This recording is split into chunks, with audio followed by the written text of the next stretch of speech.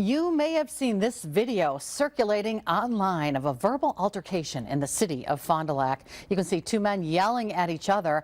The black male recording is approached by a white male with what appears to be a holstered handgun in his right hand. It also captures a racist remark made during that exchange.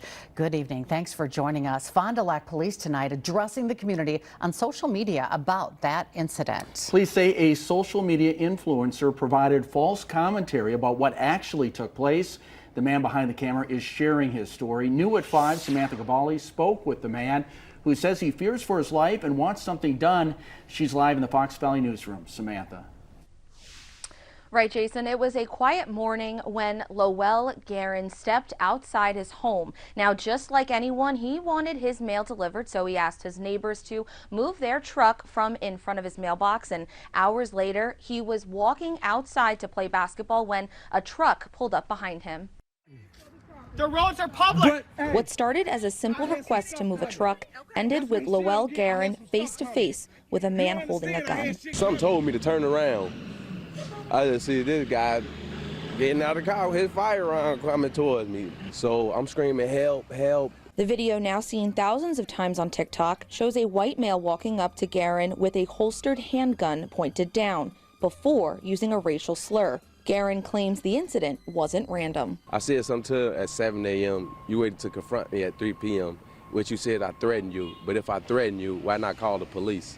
Because if somebody threatened my life, I'm going to call the police. In a lengthy statement posted to Facebook, police say both men were arrested and booked, warning that an edited version of the video online has distorted the facts. With a gun visible in the video and no shots fired, some are asking, was this actually a crime? There's any number of charges that could be impacted with a firearm. Fond du Lac County District Attorney Eric Toney says possessing a gun isn't automatically illegal. It depends on who is using it and how. And so it would all depend on the circumstances of how they're possessing it. It could be conduct that has led up to that could change the circumstances. And so everything is taken on a case-by-case basis. For Guerin, he's hoping for answers and just wants to feel safe walking his own street again. I even told my girlfriend, like, if I knew all this was going to unfold, I wouldn't have never even asked them politely to move the truck.